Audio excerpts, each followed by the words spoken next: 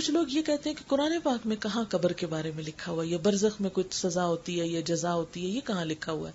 تو اس کے لیے سورۃ المؤمن کی آیت 45 اور 46 ہے.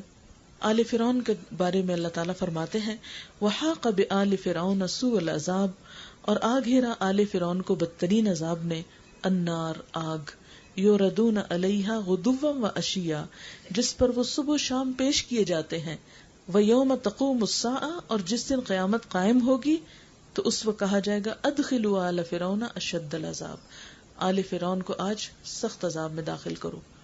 اس سے کیا پتہ چلتا ہے؟ یعنی یہ آیت بہت کلیئر انڈیکیشن ہے برزخ کے عذاب کے بارے میں یا سزا اور تکلیف کے بارے میں. اس کے لیے قبر کا لفظ ہم اس لیے استعمال کرتے ہیں کہ ہماری فزیکل آنکھیں جو ہیں جسم کو قبر میں جاتے ہوئے دیکھتی ہیں. بہرحال روح جہاں بھی ہوتی ہے اس کا جسم کے ساتھ ایک کنیکشن ہوتا ہے، وہ انسان کو تکلیف یا خوشی دونوں کی فیلنگ ہوتی ہے. یہی ہمیں صحیح احادیث سے پتہ چل جاتا ہے. اب بعض لوگ کہتے ہیں وہ تو مٹی ہو گیا. بات یہ ہے کہ ہم تو بنے ہی مٹی کے ہیں، وہ مٹی کا بت بنا رہے یا وہ پھیل جائے، وہ اس سے کیا فرق پڑتا ہے؟ اور ہڈیاں تو انسان کی کسی نہ کسی طریقے سے بچی ہوتی ہیں، کوئی نہ کوئی. تو جیسے سورج کتنا دور ہے ہم سے، لیکن ہم یہاں ہوتے ہیں. زمین پہ ایک ذرہ بھی ہوتا ہے تو سورج کی کرن اس کے اوپر پڑتی ہے تو وہ چمک اٹھتا ہے اور ایک اور شعاع بن جاتی ہے. تو اس ذرے کا کنیکشن سورج کے ساتھ ہے، تب یہ چمک رہا ہے. تو بالکل روح ہماری جہاں بھی ہو اس کا تعلق جسم کی کسی بھی حصے کے ساتھ ہے، خواہ وہ ذرے کے برابر ہے. تو وہ صحیح عقیدہ اس کے بارے میں یہی کہ عذاب جو ہے جسم اور روح دونوں کو محسوس ہوتا ہے. دونوں کی جگہ مختلف چاہے ہو لیکن پھر بھی ان کا باہم ایک لنک باقی رہتا ہے. پھر اسی طرح قرآن پاک کی ایک اور آیت میں آتا ہے سنعذبہم مرتین ثم یردون الی عذاب عظیم، ہم ان کو 2 بار سزا دیں گے پھر وہ بڑے عذاب کی طرف لوٹائے جائیں گے. تو یہ 2 بار سزا کے بارے میں تفسیر میں آتا ہے کہ ایک بار تو دنیا میں کافروں کو سزا دی جائے گی، دوسری بار قبر میں، اور پھر بڑے عذاب یعنی قیامت کے دن وہ آئیں گے. پھر اسی طرح ایک اور آیت ہے سورۃ الانفال کی آیت نمبر 50 اور 51، اس میں بھی ایک کلو ملتا ہے. اور کاش تم اس وقت کی کیفیت دیکھو جب فرشتے کافروں کی جان قبض کرتے ہیں، ان کے چہرے اور پہلوؤں پہ مارتے ہیں. اب دنیا میں ہم نے کبھی کسی کو دیکھا مار پڑتے وقت، جان نکلتے وقت؟ کہتے ہیں کہ اب عذاب آگ کا مزہ چکھو. یہ اس بد کرداری کی وجہ سے ہے جسے تمہارے ہاتھوں نے آگے بھیجا، بے شک اللہ بندوں پہ ظلم کرنے والا نہیں ہے. تو اس سے بھی یہ پتہ چلتا ہے کہ برے لوگوں کے لیے موت کا دن سزا کا دن ہوتا ہے، اور وہیں سے وہ چیز شروع ہو جاتی ہے. پھر اسی طرح ہم دیکھتے ہیں کہ آپ صلی اللہ علیہ وسلم نے فرمایا کہ قبر یا تو جنت کے باغوں میں سے ایک باغ ہے یا جہنم کے گڑھوں میں سے ایک گڑھا ہے. اور سب سے بڑی بات یہ ہے کہ ہم چونکہ اللہ کے رسول صلی اللہ علیہ وسلم پر ایمان رکھتے ہیں تو غیب کی وہ خبریں جو آپ نے وحی کے ذریعے ہمیں دی قرآن پاک کے علاوہ صحیح احادیث سے جو ثابت ہے ان کو بھی ہمارے اوپر ماننا لازم ہے. حضرت ابن مسعود کہتے ہیں کہ نبی صلی اللہ علیہ وسلم نے فرمایا، یہ صحیح مسلم کی روایت ہے، اگر مجھے یہ خطرہ نہ ہوتا کہ تم اپنے مردوں کو دفن کرنا چھوڑ دو گے تو میں اللہ سے دعا کرتا وہ تمہیں عذاب قبر سنوا دیتا، یعنی تم ایکسپیرینس کر لیتے اس کو، لیکن یہ تمہارے حق میں بہتر نہیں تھا. پھر اسی طرح آپ صلی اللہ علیہ وسلم نے فرمایا بے شک اہل قبر کو قبروں میں عذاب ہوتا ہے کہ جس کو دوسرے جانور سن سکتے ہیں، یعنی انسان نہیں سن سکتا کیونکہ فریکوینسی ڈفرنٹ ہوتی ہے. جیسے آپ نے دیکھا ہوگا کہ ہاتھی بعض آوازیں ایسے نکالتے ہیں کہ وہ آپس میں تو کمیونیکیشن کرتے ہیں مگر وہ آواز ہمارے کان نہیں سنتے. اسی طرح انسانوں کے اوپر سزا کی کچھ کیفیت ایسی ہے کہ جو جن و انس کے علاوہ باقی مخلوق سن سکتی ہے. پھر آپ دیکھیں کہ سورۃ یاسین میں ایک آیت آتی ہے کہ جس شخص کو انہوں نے مار دیا تھا بستی والوں نے، جو ہی وہ مرا اس کو کہا گیا قیل ادخل الجنہ، چلو جنت میں داخل ہو جاؤ. قالا، اس وقت کو کہنے لگا یا لیت قومی یعلمون، کاش کہ میری قوم کو پتہ چل جاتا، بما غفر لی ربی، میرے رب نے مجھے کس بات پہ بخش دیا، وجعلنی من المکرمین، اور مجھے عزت والوں میں سے کر دیا. پھر اسی طرح یہ ہے کہ جو شہید لوگ ہوتے ہیں ان کو رزق بھی دیا جاتا ہے، ان کی روحوں کو جنت میں بھیجا جاتا ہے اور ان سے عذاب قبر ختم کر دیا جاتا ہے، یا قبر کا بھیجنا یا حساب کتاب بھی ان کا نہیں ہوتا جو عام لوگوں کا ہوتا ہے. تو یہ چند باتیں تھی. اب میں یہ چاہوں گی کہ آپ کے ذہن میں جو سوال ہیں آپ پوچھیے تاکہ ہم ان کے بارے میں مزید گفتگو کر سکیں.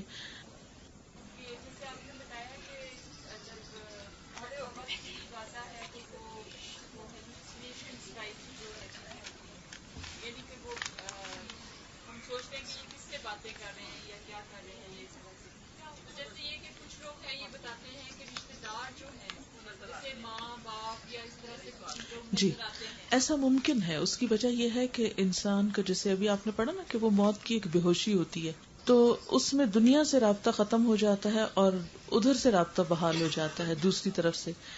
اب جو نیک لوگ ہوتے ہیں وہ نیک لوگوں سے جا کے ملتے ہیں.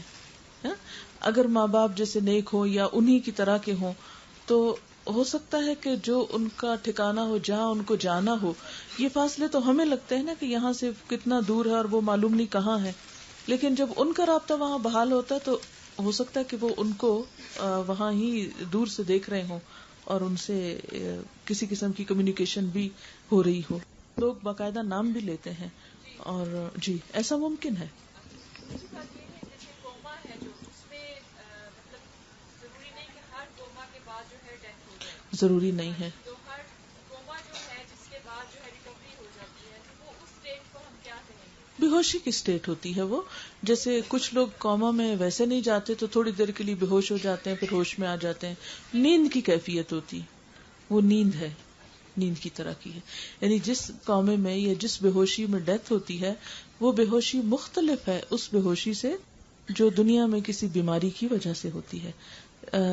موت کو قرآن پاک میں نیند سے بھی تعبیر کیا گیا ہے. جس طرح نیند میں آپ خواب دیکھتے ہیں تو خواب میں آپ کو بعض اوقات اچھی فیلنگ آتی ہے، آپ ہنس رہے ہوتے ہیں. بعض اوقات آپ خواب دیکھ رہے ہوتے ہیں اور آپ ہنس رہے ہوتے ہیں، یا بچہ مسکرا. بہت چھوٹے بچوں کے ساتھ بھی یہ ہوتا ہے. آپ نے دیکھا ہوگا کئی بچے بالکل 2-4 دن کے ہوتے ہیں اور وہ نیند میں مسکرا رہے ہوتے ہیں. وہ کچھ خواب دیکھ رہے ہیں حالانکہ انہوں نے دنیا کا کچھ نہیں دیکھا، اسٹل ان کا جو مائنڈ ہے وہ اپنا فنکشن کر رہا ہے نارملی. دوسرا یہ کہ بڑے ہو کر بھی ہم اچھے خواب بھی دیکھ سکتے ہیں اور تکلیف دہ خواب بھی دیکھ سکتے ہیں. تو نیند جو ہے اس کے بارے میں قرآن پاک میں 2 جگہ پر آتا ہے کہ جب انسان فوت ہوتا ہے تو اللہ تعالیٰ ایک روح بندے کی قبض کر لیتا ہے، اور اگر اس نے زندہ رہنا ہو تو وہ واپس لے دی جاتی ہے اٹھتے وقت، اور اگر اس کو فوت ہونا ہو تو جو دوسری روح اس کی ہے جس کی وجہ سے وہ سانس لے رہا ہے یا اس کے باڈی فنکشن کام کر رہے ہیں وہ بھی نکال لی جاتی ہے. ایک والی روح ہے جس کے نکلنے سے ہمارا ہوش جاتا رہتا ہے، جو ہمارے جسم کا سپریم سسٹم ہے کانشیسنیس کا وہ جاتا ہے، اور دوسری جانے سے زندگی چلی جاتی ہے. آپ کچھ کہہ رہی تھی؟ اچھا برے خواب جو لوگ دیکھتے ہیں جی. کیا اس کا ہماری زندگی کے اوپر کوئی اثر ہوتا ہے یا؟ خواب 3 طرح کے ہوتے ہیں. ایک اچھا خواب ہوتا ہے، ایک برا خواب ہوتا ہے، اور ایک انسان کی اپنے ہی دل کی بات ہوتی ہے. اچھا خواب جو ہے وہ خوشخبری ہوتا ہے، اور آپ صلی اللہ علیہ وسلم نے فرمایا کہ اب نبوت تو ختم ہو گئی ہے، ہاں خواب کا سلسلہ ہو سکتا ہے کہ کسی کو خواب کے ذریعے کوئی بات آئندہ آنے والی بتا دی جائے. اسی لیے آپ نے دیکھا ہوگا کہ کچھ لوگوں کے خواب بہت سچے ہوتے ہیں، اور میرے خیال ہے کہ صرف کچھ لوگوں کے نہیں ہوتے، اکثر لوگ جن کو خواب وغیرہ آتے رہتے ہیں آپ خود ایکسپیرینس کرتے ہوں گے کہ رات کو جو خواب آپ نے دیکھا ہوتا ہے دن میں اسی قسم کی کوئی چیز ہو رہی ہوتی ہے بفور ہینڈ آپ کو. تو پھر اس وقت آپ کو یاد آتا ہے کہ یہ کہاں میں نے دیکھا تھا، یہ کدھر ہوا تھا یہ. تو وہ بیسیکلی خواب ہوتا ہے. اسی طرح ان خوابوں میں بعض اوقات ناپسندیدہ چیزیں بھی ہوتی ہیں. اس لیے حکم یہ ہے کہ اگر کوئی اچھا خواب ہو یا برا خواب ہو دونوں ہی صرف اس شخص کو بتانے چاہیے جو آپ کا خیر خواہ ہو، کیونکہ حدیث میں یہ بھی آتا ہے کہ جب تک وہ تعبیر نہیں اس کی جاتی وہ معلق رہتا ہے، اور جب تعبیر ہو جاتی ہے تو وہ ایک طرح سے واقع ہو جاتی ہے وہ چیز. ویسے بھی شاید اس کا یوں بھی آپ انٹرپریٹ کر سکتے ہیں اس کو کہ سائیکولوجیکلی بھی ہم پھر اس کے تاثر میں آ جاتے ہیں، ویسے ہی ہم سوچنے لگتے ہیں اور وہ چیزیں ویسے ہی ہونے بھی لگ جاتی ہیں ہماری فیلنگ کے ساتھ.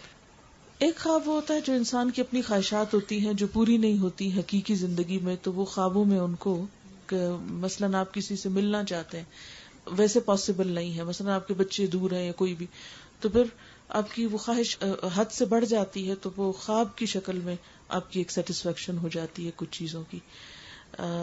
اسی طرح یہ کہ شیطان بھی خواب میں بعض اوقات ڈراتا ہے. وہ چونکہ ہمارے جسم میں خون کی طرح دوڑتا ہے، ہمارے خیالات میں بھی جاگتے میں بھی ہم کو وسوسہ اندازی کرتا ہے. اسی طرح بسا اوقات سوتے وقت بھی وہ اپنی مداخلت کر سکتا ہے، یعنی اس کے پاس ایسا طریقہ ہے کہ وہ آپ کو پریشان کرے خواب کے ذریعے. تو اس صورت میں حضور صلی اللہ علیہ وسلم نے دعا سکھائی ہے. اگر ایسا ہو تو بائیں طرف تھتکار کے 3 دفعہ تو اعوذ بکلمات اللہ التامۃ من غضبہ وعقابہ وشر عبادہ ومن ہمزات الشیاطین وان یحضرون. اگر آپ کو کسی کو بھی ایسے خواب پریشان کرتے ہوں تو جیسے کچھ لوگوں کو یہ مشکل ہو جاتی کہ دن میں بھی شیطان وسوسے ڈالتا ہے، ایسے برے برے خیال بعض اوقات دل میں ڈالتا ہے.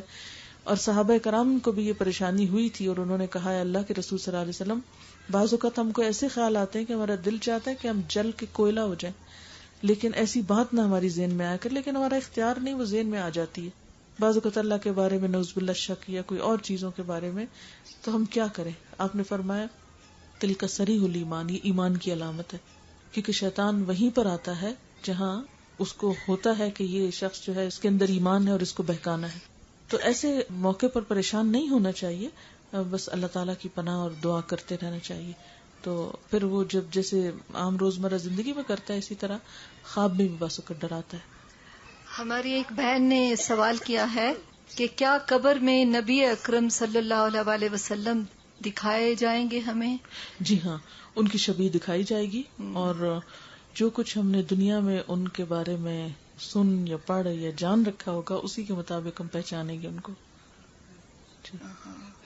آپ کچھ ابھی کہہ رہی تھی؟ وہ جنات کے بارے میں اس دن کوشچن تھا ایک کہ جنات آپ نے کہا تھا کہ حقیقت ہے اور یہ اس طرح سے جنگ کرتے ہیں، لیکن یہ ہے کہ سائیکولوجیکل النس جو ہے اس پہ اور جنات کے اثر سے ہم کیسے ڈفرینشیٹ کر سکتے ہیں؟ علامات سے پتہ چلتا ہے. کچھ سمٹمز ایسی ہوتی ہیں جیسے، اور یہ ہر شخص تو نہیں، ہر شخص تو پھر کہانی ہی بناتے ہیں، وہ مختلف اپنی سنی سنائی باتوں کے تجربوں سے کہنے لگتے ہیں اس کو یہ ہے اس کو وہ ہے، تو اس لیے ہر ایک کی بات پہ یقین نہیں کرنا چاہیے.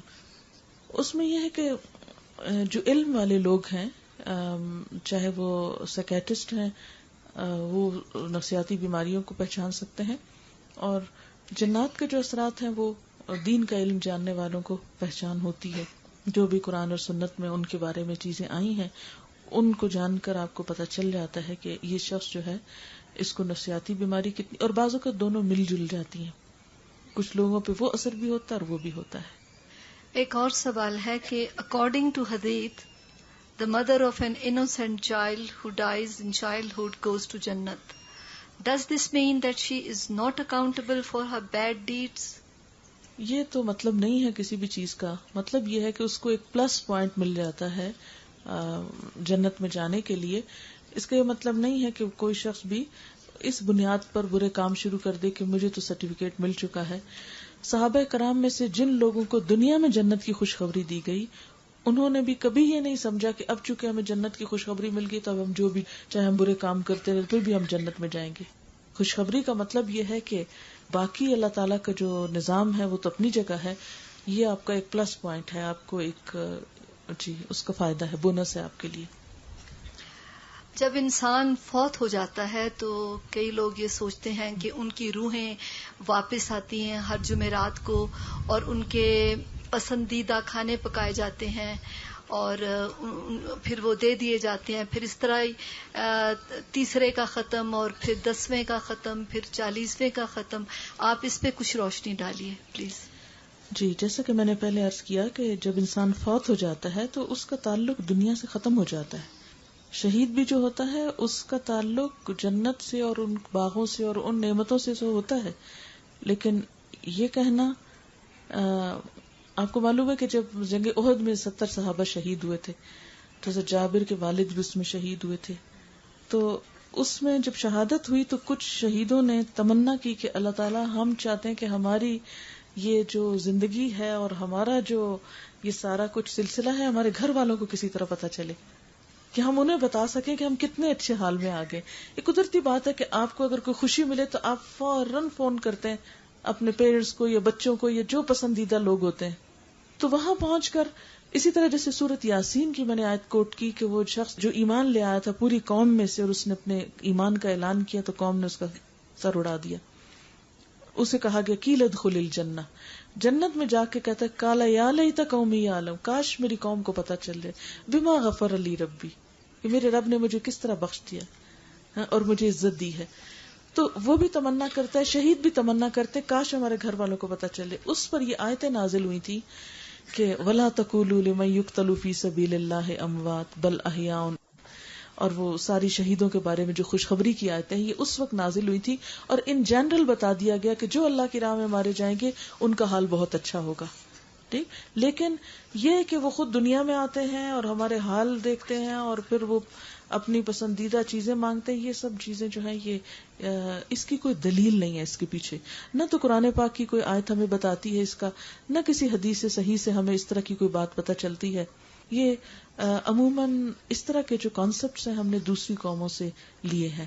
ان کے ہاں اس طرح کے کچھ تصورات ہیں, روحیں بٹکتی ہیں اور روحیں جو ہیں معلوم نہیں ان کے ساتھ کیا کیا ہوتا ہے. لیکن اسلام میں کیا ہے کہ روحوں کے مقام ہے, علیین ہے, یہ سجین ہے, یہ جنت ہے. جو جس قابل ہوتا ہے اس کو وہاں پہنچا دیا جاتا ہے. ایک صورت ہے اور وہ ہے خواب کی. بعض اوقات خواب میں آپ اپنے مردہ رشتہ داروں کو دیکھتے ہیں. اب اس میں ان کی بعض اوقات تکلیف یا خوشی کو بھی آپ دیکھتے ہیں. آپ نے دیکھا مرنے کے بعد آپ دیکھتے ہیں اپنے رشتہ دار کو دیکھا بہت اچھے حال میں ہے یا تکلیف میں ہے, تو حدیث میں آتا ہے کہ مردہ جس حال میں دیکھو وہ ویسا ہی ہوتا ہے, یعنی وہ حالت اس کی ایک طرح سے سچ ہی ہوتی ہے. اب اس میں اگر کوئی اچھے حال میں تو شکرانہ کرنا چاہیے, اور اگر کسی ماں باپ کو یا کسی رشتہ دار کو تکلیف میں دیکھا ہے خوب دعا کرنی چاہیے, صدقہ خیرات اس کے لیے کرنا چاہیے. کسی کو بتانا نہیں چاہیے اس کے بارے میں, کسی اور ادھر ادھر کے بندے کو نہیں بتانا چاہیے. مثال کے طور پر اگر میں اپنے کسی رشتہ دار کے بارے میں دیکھتی ہوں کوئی چیز, تو میں کیا مثلاً بتاؤں گی اس کے بچوں کو یا اس کے ماں باپ کو یا کوئی جو اس کے لیے کچھ کرے, ادھر ادھر نہیں میرا حق. یہ بھی ایک طرح کا کسی کا عیب کھولنا ہوتا ہے. تو اللہ اس شخص کی پردہ پوشی کرتا ہے جو کسی کے بھی زندہ یا مردہ کے عیب پر پردہ ڈالتا ہے. تو اگر کسی کو اچھے حال میں دیکھے تو وہ آپ بتا سکتے ہیں کہ فلاں کو میں نے خواب میں اچھے حال میں دیکھا. یہ اس کی نیکیوں میں کاؤنٹ کرتا ہے کیونکہ اس کی تعریف ہوتی ہے, اور جو مردے کی تعریف ہوتی ہے وہ اس کے نیک عمل کا حصہ بنتی ہے. گواہیاں لکھی جاتی ہیں جو بھی کسی مردے کے حق میں ہوتی ہیں. اب آپ دیکھیں کہ وہ جو نیند میں ہم نے دیکھا تو وہ کیا چیز تھی, وہ کہاں دیکھا ہم نے اور کیسے دیکھ لیا. اس میں ہوتا یہ کہ جیسے ابھی میں نے پہلے ذکر کیا کہ جب انسان سوتا ہے تو اس کی ایک روح جو ہے وہ لی جاتی ہے. اب یہ روح کہاں ہوتی ہے, جہاں یہ ہوتی ہے ہو سکتا ہے وہاں کوئی پوائنٹ ایسا ہو کہ جہاں ان روحوں سے ملاقات ممکن ہو اور ان کا حال تھوڑا بہت, کیونکہ بعض اوقات ہم گفتگو بھی کرتے ہیں, بعض اوقات یوں مردے سے مل کر آتے ہیں کہ جیسے ہم سامنے بیٹھ کے کسی سے بات کریں. یہ سب کچھ ہماری روح کا عمل دخل ہوتا ہے اور یہ چیز پاسبل ہے. لیکن یہ کہنا کہ روح خود چل کے یہاں آ جاتی ہے اور ہمارے گھروں میں گھومتی پھرتی ہے, یا خوشبو آئی, یا کئی سائنس لوگ بتاتی ہے ہمارے سارا اپنا امیجنیشن ہوتا ہے, یا ہو سکتا ہے کوئی فرشتہ ہو یا کوئی اور چیز ہو جس کو ہم نے اس کی روح بنا لیا ہو. تو اسلام میں یہی ہے کہ وہ برزخ آگے آ جاتا ہے, ایک دوسرے اس میں چلے جاتے ہیں اور وہاں سے واپسی نہیں ممکن. اور پھر یہ جو 7 دن بعد جمعرات کو یا 40 دن بعد یا سال بعد کرنا ہے, آپ کو پتا کہ یہ جو برسی کا تصور ہے یہ بھی نان مسلم سے آیا ہے. سکھوں کے ہاں یہ چیز پائی جاتی ہے, برسی کا خاص وہ گرو نانک کی برسی مناتے ہیں, یا تو بنیادی طور پر یہ وہاں سے چیزیں آئی ہیں. حضور صلی اللہ علیہ وسلم نے نہ تو حضرت خدیجہ کی کبھی برسی منائی, کبھی نہیں. آپ تاریخ میں پڑھیں گے, کوئی کتاب آپ اٹھا کے دیکھ لیں کہ کہیں یہ لکھا ہو کہ حضور صلی اللہ علیہ وسلم نے حضرت خدیجہ کی برسی منائی, یا اپنی اور کسی بیٹی یا بیٹے کی برسی منائی, یا جو احد کے صحابہ شہید ہوئے تھے ان کی کسی کی برسی منائی. یہ ہم نے خود شروع کیا ہے. اسلام میں کیا ہے, ہر 5 نمازوں میں مردوں کے لیے بخشش کی دعا کرو, ربنا اغفر لی ولوالدی وللمؤمنین یوم یقوم الحساب. پلس جب کوئی فوت ہو جائے تو تب, یا کوئی قبولیت کے اوقات میں. لیکن یہ نہیں کہ آپ انتظار کرو ہفتے بعد مانگیں گے یا 40 دن بعد مانگیں گے یا سال بعد یا صدقہ خیرات کریں گے. جب یاد آئے کچھ نہ کچھ کر دو. اور سوال, اگر کوئی شخص مر گیا ہو تو اس کے ایصال ثواب کے لیے نفل پڑھ سکتے ہیں. جب انسان مر جاتا ہے تو اس کا حساب کتاب کتنی دیر تک ہوتا رہتا ہے, اور کب تک جزا اور سزا کا فیصلہ ہوتا ہے, اور کیا ضابطہ قبر سب کے لیے ہے؟ شہید کے لیے نہیں ہے, باقیوں کے لیے ہوتا ہے. اور انبیاء علیہ السلام کا تو معاملہ پھر بالکل ہی ایک مختلف ہو جاتا ہے, کیونکہ ان کے تو کوئی گناہ ہی نہیں ہوتے, معصوم ہوتے ہیں, وہ تو اوروں کو بتانے والے تھے تو ان کا ٹیسٹ نہیں ہوتا. باقی جو عام لوگ ہیں ان کا چاہے کوئی نیک ہو یا بد سب کا حساب کتاب ہوتا ہے. اور یہ کہیں مجھے نہیں پڑھنے کو ملا کہ وہ کتنی دیر میں ختم ہوتا ہے. اچھا ایک اور بات یہ کہ مرنے کے بعد جو وہ ٹائم اور وہ اس کا کانسیپٹ ہے وہ ختم ہو جاتا ہے. یعنی وہ وقت جو ہے وہ ایک اور ہی دنیا ہے, اس کے اپنے ہی ٹائم ہے. مثلاً اگر آپ پلوٹو پہ چلے جائیں تو وہاں کے دن کی لینتھ اور ہے, جوپیٹر پہ چلے جائیں تو وہاں کا دن اور ہے. میرے پاس ایک کیلکولیشن میں نے رکھی ہوئی ہے جہاں سارے پلانٹس کے سال کے جو ڈیز ہیں اور ہر دن کی جو لینتھ ہے وہ اس میں موجود ہے.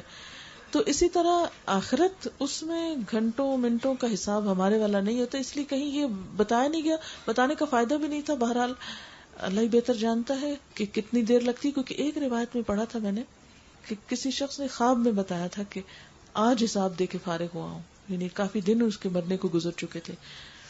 اب پتہ نہیں وہ خواب تو پھر خواب ہے نا, جب تک حضور صلی اللہ علیہ وسلم خود سے نہ پتہ چلے ہم کچھ نہیں کہہ سکتے.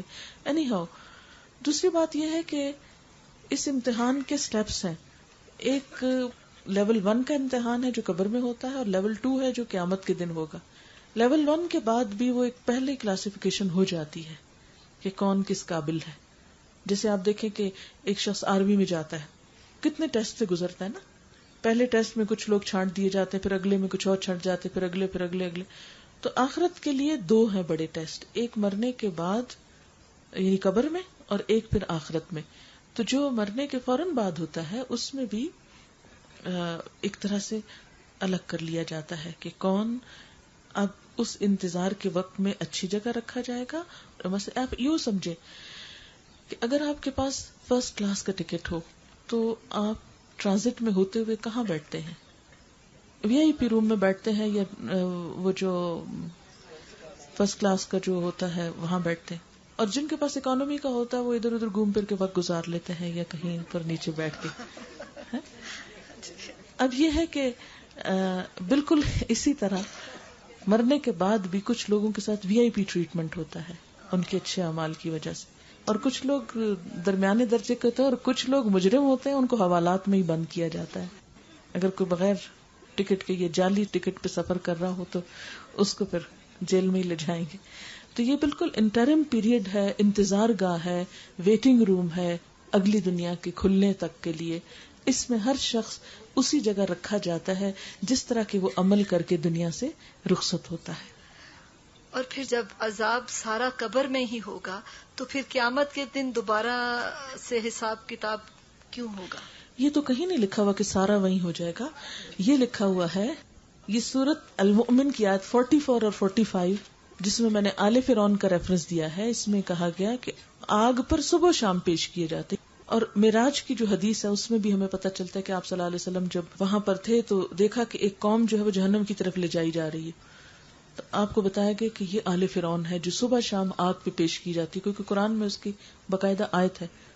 وَيَوْمَ تَقُومُ السَّاعَةُ, جس دن قیامت قائم ہوگی اس دن کہا جائے گا ادخلوا آل فرعون اشد العذاب, آج آل فرعون کو شدید ترین عذاب میں ڈالو. تو قبر جو ہے وہ تو ایک پہلا مرحلہ ہے, شدید اور اصل عذاب, اور پورے کا پورا تو پھر وہاں دیا جائے گا. یہ قبر کا مرحلہ تو بالکل ایسے ہی کہ جیسے اب بس پہلا انتظار گا. What is the significance of reading Surat Fatiha at the occasion of death of a person? اس کی تو مجھے کبھی سمجھ نہیں آئی, کیونکہ کسی صحیح حدیث سے ایسا ہمیں نہیں پتہ چلتا. مرنے والے کو تو بخشش چاہیے ہوتی ہے, اور ہم سورت فاتحہ پڑھتے ہیں. سورت فاتحہ کا مطلب کیا ہے؟ اہدنا الصراط المستقیم, اللہ ہم کو سیدھا رستہ دے گا. وہ مرنے والا بیچارہ مر گیا, ہم وہاں بیٹھ کے اپنے لیے سیدھا رستہ مانگ رہے ہیں, یعنی اس کو تو ضرورت ہے بخشش کی, وہ ہم مانگ نہیں رہے. تو یہ جب ہم دین سے ہٹ کے جب باتیں کرتے ہیں نا تو پھر اسی قسم کی چیزیں ہم اختیار کرتے ہیں. جو ہمیں طریقہ سکھایا گیا وہ یہی ہے کہ ہم بخشش کی دعا کریں, جس کے کئی ایک ورژن اس کتاب میں لکھے ہوئے ہیں جو حضور صلی اللہ علیہ وسلم سے ثابت ہیں. یہ مثلاً یہ جو ہے آخری حصہ اس میں دعائیں لکھی ہوئی ہیں, یہ 3-4 دعائیں ہیں میت کی مغفرت کی, مخصوص دعائیں جو ہے. ہماری یہ کتاب انٹرنیٹ پہ بھی اویلیبل ہے, جو ہماری سائٹ ہے اس پر یہ اس کتاب کے پورشن جو ہے آپ ایکسس کر کے دیکھ سکتے ہیں. اس کتاب کا نام ہے میرا جینا میرا مرنا. بہت ہی اچھی کتاب ہے, اگر آپ اس کو کہیں سے بھی آپ کوشش کر کے آئے تو منگوا بھی سکتے ہیں جی. اور انٹرنیٹ سے اگر کوئی ایک خاص مخصوص پورشن آپ نے پڑھنا یا لینا ہو تو ایکسس کر کے پڑھ سکتے ہیں اس کو. ہم نے سوچا ہے کہ ہماری نسیم جو KLM میں کام کرتی ہیں ان کو فری ٹکٹ ملتے ہیں ہم نے ایک ویکینڈ ان کو وہاں بھیجنا ہے، وہ ہمارے لیے کتابیں لائیں گی ضرور. Most welcome. جی alhuda.pk.com alhuda.pk.com. اس ان اردو 3 چیپٹر میرے پاکستان آنے تک انگلش میں ٹرانسلیٹ ہو چکے تھے، اور اب میں جاؤں گی تو ہوپ فلی یہ رمضان تک کمپلیٹ ہو جائے گی انگلش میں، اور پھر ہم اس کو ڈاؤن لوڈ وہاں بھی کر دیں گے. لیکن اس کا ایک بریف ورژن ہے، چھوٹا سا حصہ جو صرف 1 چیپٹر پہ ہے، وہ انگلش میں بھی ڈاؤن لوڈ کیا ہوا. اس میں نفل پڑھ کے دعا کر سکتے ہیں. ایصال ثواب میں ابھی پہلے بھی ایک سوال تھا جو دوسرے سوالوں کے بیچ میں گم ہو گیا. اس میں ہم دیکھتے ہیں کہ ایصال ثواب کے جو مسنون طریقے وہ بھی اس کتاب میں لکھے ہوئے ہیں. نمبر 1 صدقہ جاریہ، کہ مرنے والے کے نام پر کوئی آپ کنواں کھدوائیں، یا آپ کسی طالب علم کو پڑھائیں، یا کوئی درخت لگوائیں، یا کوئی اسکول بنوائیں، یا مدرسہ یا ہسپتال یا وٹ ایور، جو بھی آپ کریں. اس میں ہم دیکھتے ہیں کہ یعنی کوئی بھی خیر کا کام جو دیر تک جاری رہے وہ آپ مرنے والے کے لیے، اور اس کی ضرورت دیکھ لیں کہاں کیا چاہیے. نمبر 2 علم، اگر مرنے والا خود کسی کو سکھائے، کیونکہ آپ صلی اللہ علیہ وسلم نے فرمایا بے علم لوگوں کو علم سکھانا صدقہ ہے. اور اسی طرح کچھ اور حدیثوں سے بھی پتہ چلتا ہے کہ انسان اگر خود علم سکھا کے جائے تو وہ بھی مرنے کے بعد ثواب جاری رہتا ہے، اور اگر مرنے والے کے نام پر کسی کو پڑھایا جائے کہ یہ میں اس کو پڑھا رہا ہوں، اللہ تعالیٰ اس کا ثواب میرے ماں باپ کو پہنچے یا وٹ ایور، وہ بھی آپ کر سکتے ہیں نیت کے ساتھ. تیسری چیز دعا ہے جو اس کو فائدہ دیتی ہے. اگر اپنی اولاد نہ ہو تو کوئی بھی دعا کر سکتے ہیں. جہاں تک قرآن پاک کا پڑھ کر کسی کو دینے کا تعلق ہے، یا یہ ہے کہ جو نماز کسی کو پڑھ کے دینے کا تعلق ہے، تو ان 2 چیزوں کے لیے کوئی دلیل نہیں ہمیں ملتی. اس میں اسکالرز کی 2 رائے ہیں. بعض اسکالرز کہتے ہیں کہ جس طرح صدقہ کسی کے لیے دیا جا سکتا ہے تو ایسی نماز بھی کسی کو دی جا سکتی ہے، جبکہ دوسرے کہتے ہیں کہ ایسا نہیں ہو سکتا، کیونکہ اگر کسی کے لیے نماز پڑھی جا سکتی ہوتی تو لوگ دنیا میں ہی اپنی نمازیں کسی سے پڑھوا لیتے. یعنی زندہ شخص، مثلا میں، یا آج جیسے ہم سب بزی ہیں، تم گھر میں کہے آتے کہ دیکھو میں عصر کے وقت مصروف ہوں گی، آج کی میری نماز تم پڑھ دینا. نہیں پڑھ سکتے نا. لیکن ایک دوسری مثال چھوٹی سی، مثلا اگر ہم کوئی چیز خرید رہے ہیں اور میرے پاس چینج نہیں تو میری بہن کہتی ہے یہ میرے پاس ہے، یہ میری طرف سے لے لو، یہ کر سکتے ہیں. یعنی صدقے کا ثبوت حدیث سے بھی ملتا ہے، عقل بھی مانتی ہے کہ ایک شخص کی طرف سے دوسرا خرچ کر سکتا ہے. زندگی میں بھی ہم دوسروں کے لیے کر لیتے ہیں اور مرنے کے بعد بھی کر سکتے ہیں. لیکن نماز زندگی میں بھی کسی کو پڑھ کے نہیں دے سکتے تو مرنے کے بعد بھی کسی کے لیے نماز نہیں پڑھی جا سکتی.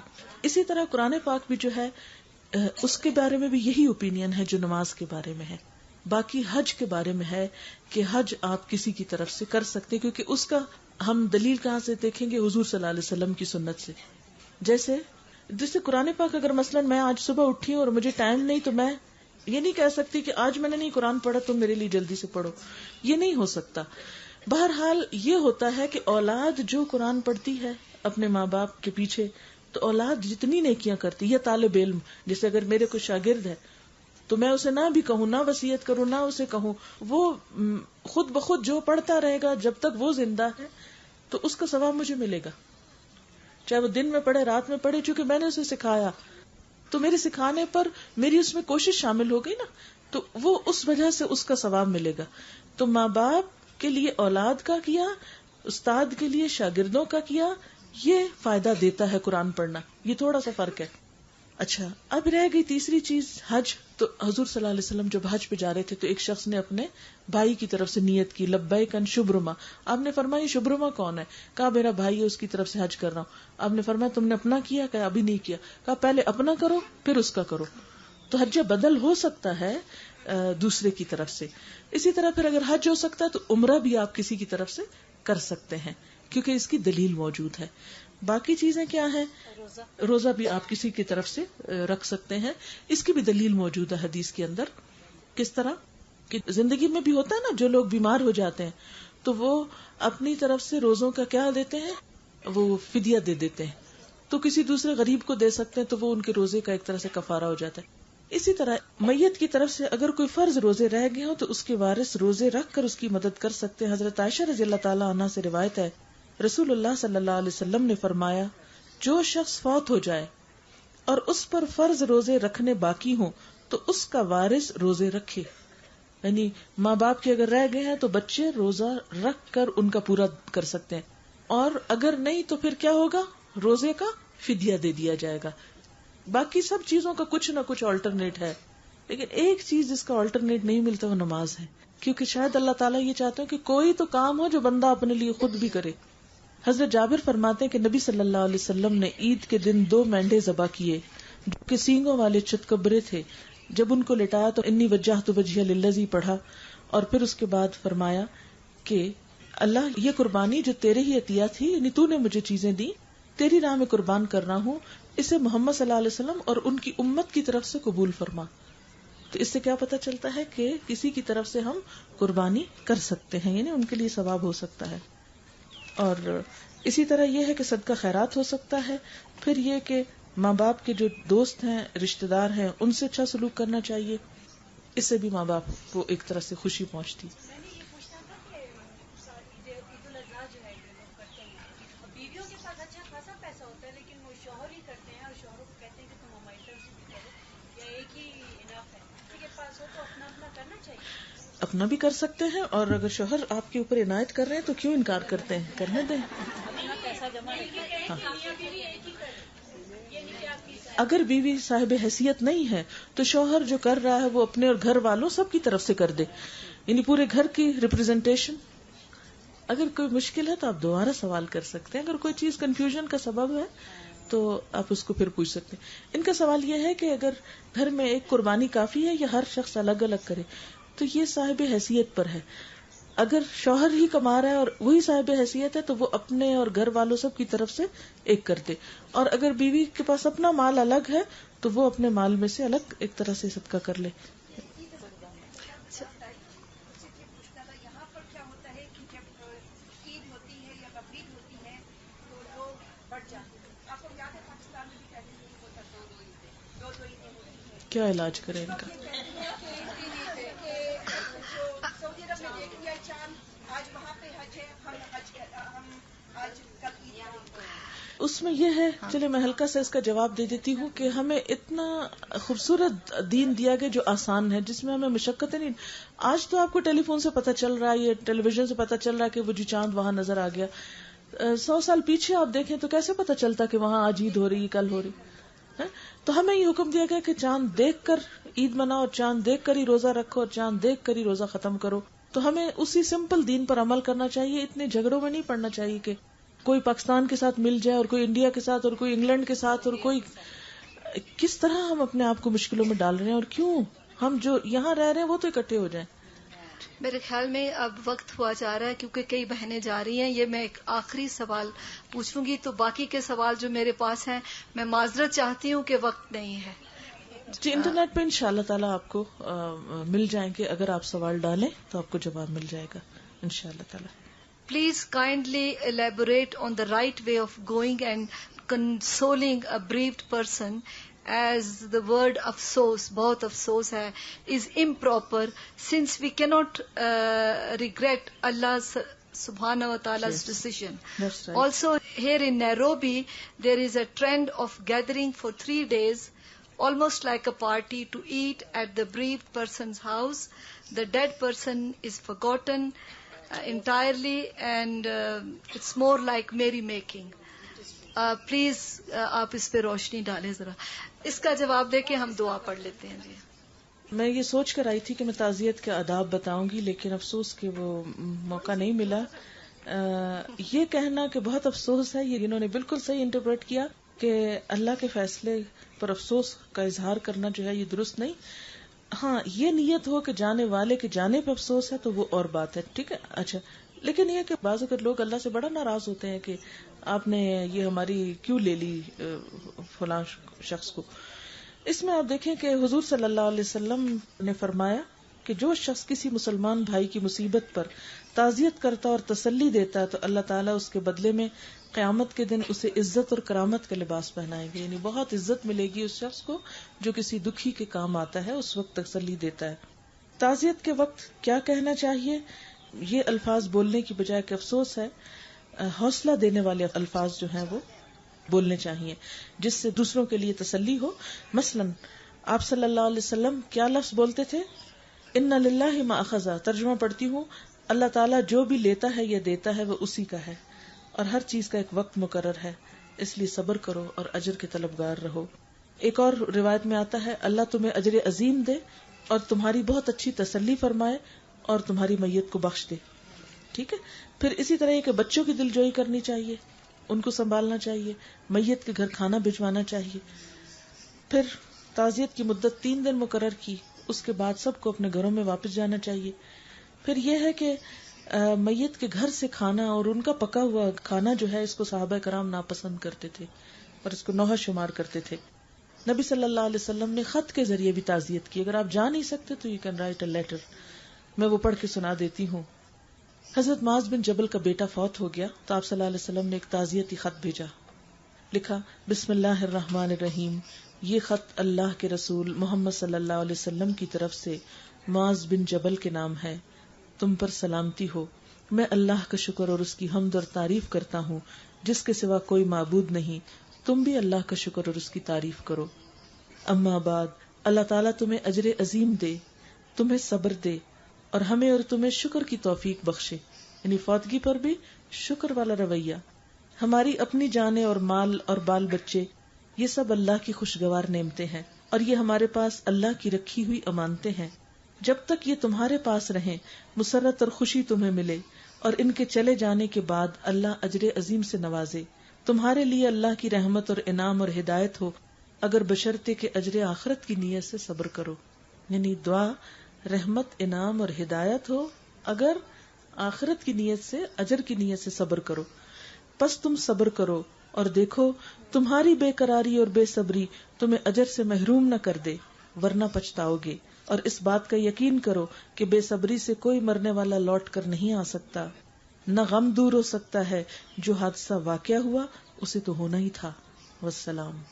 یہ ہے ایک تعزیت کا خط جو حضور صلی اللہ علیہ وسلم نے لکھا، اور ایسے ہی الفاظ اگر آپ بول نہ سکتے ہو تو کسی کو لکھ کر دے دیں تاکہ دوسرا شخص اس مصیبت کے موقع پر کوئی اجر تو کمائے، نہ کہ بے قراری سے اور غلط باتیں زبان سے نکال کر اپنا اجر ضائع کر بیٹھے۔ اوکے، دعا کر لیتے۔ سبحان اللہ والحمد للہ ولا الہ الا اللہ واللہ اکبر ولا حول ولا قوة الا باللہ العلی العظیم۔ اللہم صلی علی محمد وعلی آل محمد کما صلیت علی ابراہیم وعلی آل ابراہیم انک حمید مجید۔ اللہم بارک علی محمد وعلی آل محمد کما بارکت علی ابراہیم وعلى آل ابراہیم انک حمید مجید۔ ربنا آتنا فی الدنیا حسنة وفی الآخرة حسنة وقنا عذاب النار۔ ربنا لا تزغ قلوبنا بعد إذ هديتنا وهب لنا من لدنك رحمة إنك أنت الوهاب۔ ربنا هب لنا من أزواجنا وذرياتنا قرة أعين واجعلنا للمتقين إماما۔ یا حی یا قیوم برحمتک نستغیث۔ یا اللہ پاک، جو کچھ بھی ان محفلوں میں ہم نے پڑھا سنا اسے اپنی رحمت سے قبول فرما۔ یا اللہ پاک، اگر کوئی بات تیری پسند یا مرضی کے خلاف زبان سے بھول چوک کر نکل گئی ہو تو ہماری بخشش فرما دے اور ہمارے ذہن سے اس بات کو بھلا دے، اور ہمیں صحیح نفع مند علم عطا فرما اور قبولیت والے عمل کی توفیق عطا فرما۔ یا اللہ تو ہمارے ایمان کو مرتے دم تک زندہ رکھنا۔ یا اللہ ہمیں آخری وقت میں کلمہ نصیب فرمانا، ایسے کاموں کی توفیق دینا جس سے تو راضی ہو جائے، اور ان چیزوں سے بچنے کی توفیق اور ہمت دے دے جو تیرے غضب اور ناراضگی کا سبب بنتی ہوں۔ یا اللہ تو ہمارے گناہوں کو معاف کر دے، ہمارے والدین پر اپنی رحمت فرما، ہمارے علم کو ہمارے لیے نفع مند بنا، اس کو ہمارے لیے صدقہ جاریہ بنا۔ اللہ تعالی ہمیں اپنے علم، صلاحیتوں، مال، وقت سے ایسے کام کرنے کی توفیق دے جو مرنے کے بعد بھی ہمارے لیے صدقہ جاریہ بنے۔ یا اللہ تو ہمیں شیطان کے شر اور فتنے اور وسوسوں سے محفوظ رکھ. یا رب العالمین تو ہم سب کو اولاد کی خوشیاں نصیب فرما. یا اللہ تو ہمارے شوہروں کو ہماری آنکھوں کی ٹھنڈک بنا, ہمارے گھروں میں سکون اور خوشی پیدا فرما, ہم سب کی مشکلات اور دکھ اور تکلیفیں دور فرما. یا اللہ اس گھر پر اپنی خیر و برکت نازل فرما, ان کی تمام مشکلات کو آسان فرما. یا رب العالمین جتنی بھی بہنیں یہاں آئی ہیں ان کا آنا قبول فرما, سب کو جزائے خیر عطا فرما, اور ہماری اس ملاقات کو یا اللہ تو اپنے لیے خالص کر لے. یا اللہ ہماری اس محبت کو اپنے لیے خالص کر لے, مسلمانوں کے دلوں کو باہم جوڑ دے, اتفاق اور اتحاد عطا فرما.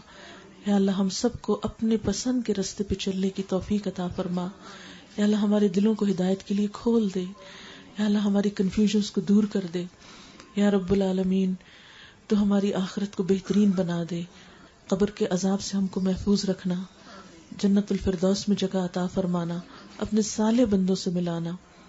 یا اللہ تو ہمیں اپنی رحمتوں سے ڈھانپ لینا اور ہمارے حال پر رحم فرمانا, ہمارے صغیرہ کبیرہ گناہوں کو معاف کر دینا.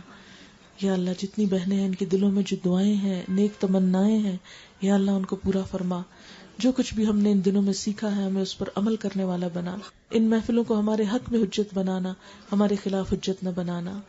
ربنا تقبل منا انك انت السميع العليم وتب علينا انك انت التواب الرحيم. وصلی اللہ تعالی علی خیر خلقہ محمد وعلی آلہ واصحابہ واہل بیتہ اجمعین برحمتک یا ارحم الراحمین. الہی آمین. آپ سب کا بہت شکریہ. السلام علیکم ورحمۃ اللہ وبرکاتہ. سبحانک اللہم وبحمدک نشہد ان لا الہ الا انت نستغفرک ونتوب الیک. فرحت میں اپنی نیروبی کی تمام خواتین کی طرف سے آپ کا بہت شکریہ ادا کرتی ہوں. آپ آئی ہیں اور ہمیں اسلام کی روشنی دکھا رہی ہیں. میری دعا ہے اور ہم سب کی دعا ہے کہ آپ جیتی رہیں, اللہ آپ کو صحت دے, زندگی دے, آپ دوبارہ یہاں تشریف لائیں, آپ کے گلے سے نور کے فوارے ابلتے رہیں اور ہم سنتے رہیں. آمین ثم آمین. شکریہ بہت بہت. آپ سب کا بھی بہت شکریہ. بس میں یہی کہوں گی کہ علم کے سلسلے کو ختم نہیں ہونا چاہیے. سب لوگ کچھ نہ کچھ سنتے رہیں, کرتے رہیں. جہاں دنیا کے اتنے کام ہیں وہاں کچھ وقت اپنے لیے ضرور نکالیں. میں ہمیشہ لوگوں سے یہ کہتی ہوں کہ یہ سیکھنا جو یہ آپ کا اپنا ٹائم ہے. آپ سب کے لیے کام کرتے رہتے ہیں, بچوں کی خدمت, شوہر کی, ادھر رشتہ داروں کو خوش کر, لوگوں کو خوش کر, پتہ نہیں کس کس کو ہم خوش کرنے کی کوشش میں لگے رہتے ہیں. لیکن تھوڑا سا ٹائم اپنی ذات کو بھی دیں, اور یہ ہے کہ وہ اپنے سیکھنے کے لیے وقت نکالیں. جتنا جتنا آپ سیکھیں گے اتنا اتنا انشاءاللہ تعالیٰ آپ کے لیے آپ کے دل کی فیلنگ بھی بہت اچھی ہوگی. یعنی قرآن کو اگر ایک دفعہ پورا ترجمے سے آپ گزار لیں سن کر, میں گارنٹی دیتی ہوں, گارنٹی تو خیر نہیں دینی چاہیے, لیکن 99.9% مجھے جتنا فیڈ بیک ملا ہے کہ الحمدللہ اس سے دلوں کی کیفیت بھی بہت اچھی ہوئی ہے, بہت سے غموں, تکلیفوں اور پریشانیوں سے نجات ملی. کیونکہ اللہ تعالیٰ خود قرآن پاک میں فرماتے ہیں کہ شفاء لما فی الصدور, یہ شفا ہے قرآن جو سینوں کے اندر جتنے بھی غم پریشانیاں ہیں. تو آپ اس کو ٹرائی تو کریں, تجربہ تو کریں. میں تو یہ چاہوں گی کہ ایک کیسٹ لائبریری بنا لیں, کیونکہ شاید ہر شخص نہ خرید سکتا ہو. صدقہ جاریہ کے طور پر اگر ایک جگہ ایسی چیز ہو لوگ لے جائیں اور سن کر واپس کر جائیں, یا آپ اپنے اون پر کچھ خریدیں تو دوسروں کو ایٹ لیسٹ 10 لوگوں کو ایک چیز سنوا دیں, تو انشاءاللہ وہ بھی آپ کے لیے علم صدقہ جاریہ ہوگا. اور یاد رکھیے کہ آپ کی وجہ سے کسی کو جو خوشی ملے گی اس کا بھی اجر آپ پہ پلٹے گا. اللہ تعالیٰ کا وعدہ ہے کہ جو بندہ کسی کا دکھ اور تکلیف دور کرتا ہے اللہ تعالیٰ اس کی تکلیف دور کرے گا. جو کسی کی مدد میں ہوگا اللہ اس کی مدد میں ہو جائے گا. تو انشاءاللہ تعالیٰ اس سلسلے سے خود آپ ہی کو فائدہ پہنچے گا. انشاءاللہ. شکریہ.